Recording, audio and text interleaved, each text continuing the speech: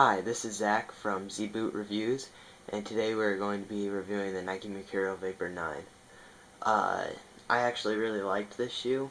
I didn't expect I'd like it as much as I did, so I was actually really pleasantly surprised by it. And we're going to start by talking about the upper, which is one of the things they actually changed from the Vapor 8. As you can see, I have the speed control version of the upper.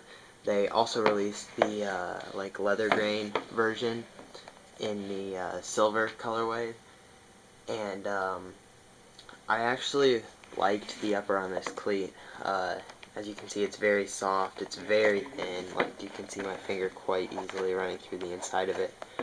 And so it's a very soft, very thin cleat, and so it doesn't offer much in the way of protection, but it does give you that really good barefoot feel.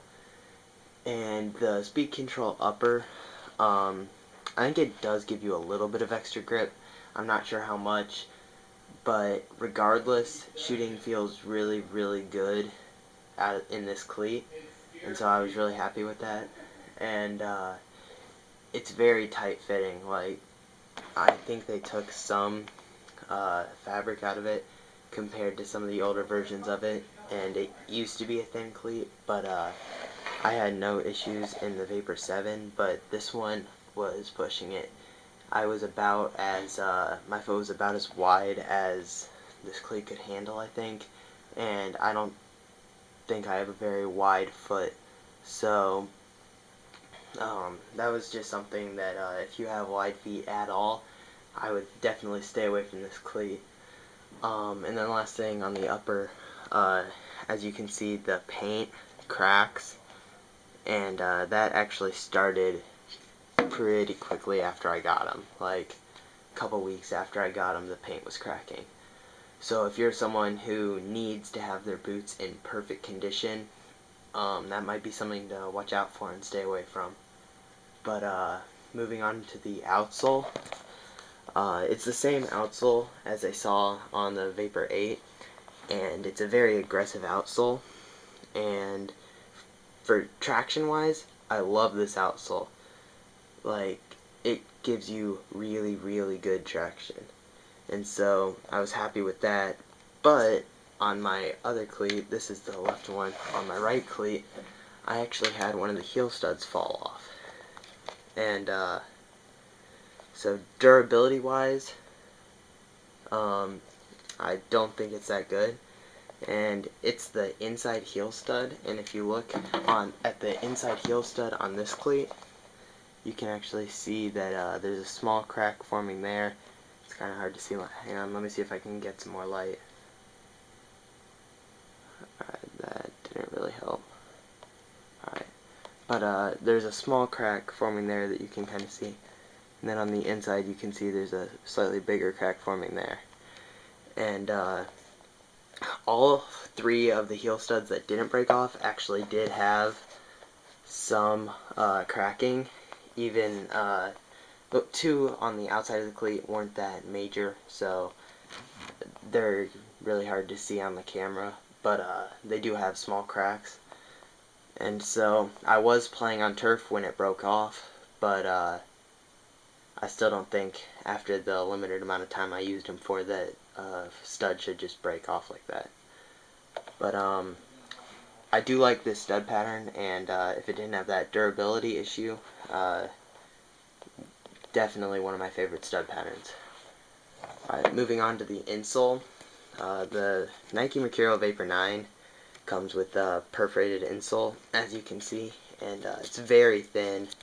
For how thin it is, it does give you a pretty good amount of cushioning, but I'm actually really not a fan of this insole, because when I was wearing it, it would like slide around in the cleat, and so during one of my practices, it actually ended up like sliding back and bending up so that the toe was like right there in the cleat, and it makes it pretty uncomfortable.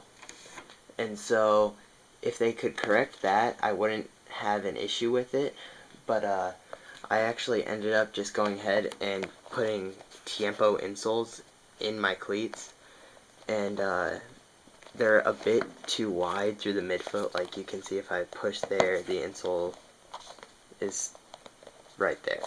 So they're a bit wider than they should be, and it's not the most comfortable thing in the world always, but it's better than having an insole that slides around in the cleat. So that's what I had to do.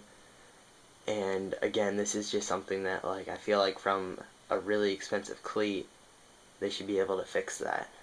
But moving on to durability, between the broken stud and the insole and the cracking paint, I actually didn't think these were that durable, because the insole issues happened within like the first 4 practices I used them, and so that's just not something that should happen.